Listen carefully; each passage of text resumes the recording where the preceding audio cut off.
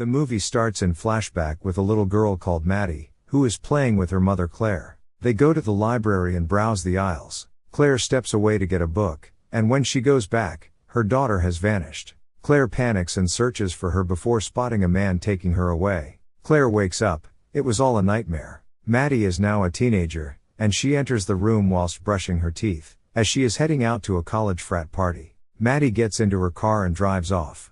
Claire is not far behind and follows her to the party. Maddy arrives at the party and goes into the house while Claire is hiding behind a tree, stalking her own daughter. Maddy meets Gina, and as they are talking, Maddy spots a hunk frat boy named Tucker. He comes over and he offers her booze. Eventually, Claire sneaks into the party and she is not a happy bunny, as she marches right up to Tucker, tells him her daughter is only 17, and drags Maddy out of the frat house.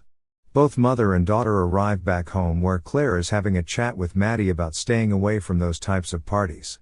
Maddy's father Sean arrives home. She tells him to tell mom to stop being a control freak and to stop following her around and let her live her life. Claire tries to explain to Maddy her way of thinking, because of the almost kidnapping when Maddy was young. The next morning, Gina arrives at Claire's house. They both go in, and Gina explains to Claire that she didn't mean to get Maddy into any trouble and that Tucker is not a bad person. That night, as her parents are asleep, Maddy sneaks out and meets up with Tucker at the mall, and talk about taking things slow. They start making out in a car, and Tucker quickly loses his shirt. Claire arrives and ruining the mood, she bangs on the window and tells Maddy to get out of the car. Maddy asks her mother why she is stalking her. Claire yells at Tucker and says she will kill him if he comes near her daughter again.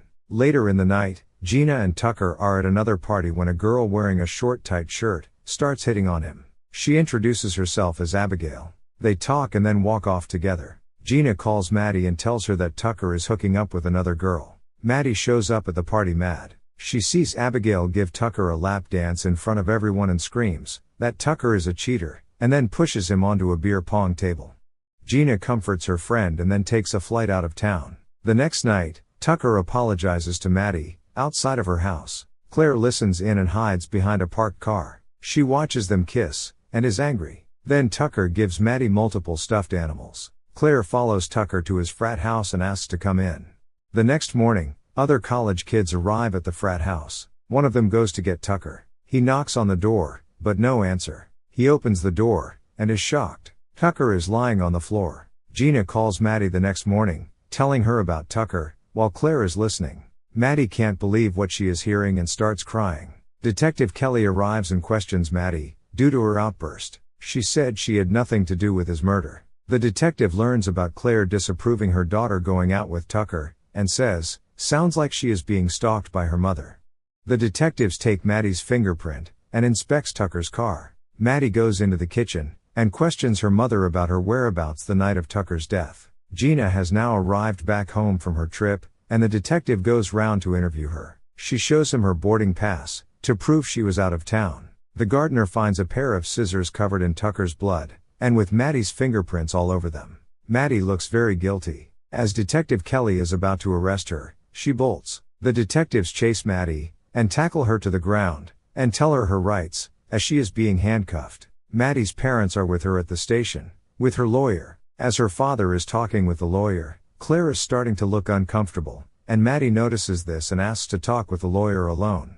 Her parents leave the room, and she tells her lawyer, it was her mother, who killed Tucker and that she is psycho. The lawyer won't listen to her, so she calls Nick, an alcoholic private investigator, while she is in jail, and offers him $300 to spy on her mother. Nick is outside Claire's house watching her. She goes back in, and Gina turns up. He watches Gina taking a black bag out of Claire's bin, and putting it in her car. Back at Gina's house, she empties the contents of the bag onto her table, and goes through it. She has a flashback as a child. She is at the library with her father. He is the man that Claire accused of kidnapping Maddy. It ruined his life, and he killed himself in front of his daughter. We then see Gina plot against Maddy, to set her up for the murder of Tucker. Gina goes into Maddy's room, and takes the pair of scissors. She also hires a stripper to seduce Tucker at the party, and then Gina confronts a shirtless Tucker in his bedroom. Gina tells him that her real name is Lucy. Then she stabs him, throws the scissors in the bushes, and plants blood on Maddy's car door handle. Gina's plan continues, all while being followed by Nick. She leaves her house and he breaks in, looking around. Gina returns as she forgot something. He panics and hides. She hears a noise, and she is spooked. Gina goes back to Claire's looking all innocent, and tells her she wants to help, while drinking coffee. That night, Sean is packing to leave for a business trip and Claire is not happy. Claire leaves and drives off. Gina knocks on the door and asks for Claire, fully aware that she is not at home. She goes in, and takes out a pistol, pointing it at Sean, and forces him to transfer money from his computer. Then she has him open the safe and steals cash and jewelry. Nick sneaks into the house, comes up behind her with a pistol, and demands she give him the money. Gina shoots both men, makes it look like they shot one another, and gets away just in time, but she is injured. Claire was at the frat house and missed the whole thing. She comes home to find her husband shot and calls 911. The next morning she visits Maddy in jail and tells her what happened. Maddy admits that she hired Nick to follow Claire and that things have gotten out of hand. Maddy asks her mother if she killed Tucker, and Claire denies it. Maddy denies it as well. So who could have killed Tucker? Gina calls her Bahamian boyfriend, Sydney, to make sure the money has been transferred to her offshore account. She hangs up and finishes building a bomb as she sees on TV that Maddy's father survived the shooting. Claire is at the hospital talking with Dr. Lewis. They are talking about the cost of treatment. Claire checks the account. It is empty. She leaves the room and Gina shows her face. She enters Sean's room, closes the door behind her and is just about to turn off his life support machine when Claire and the doctor enter.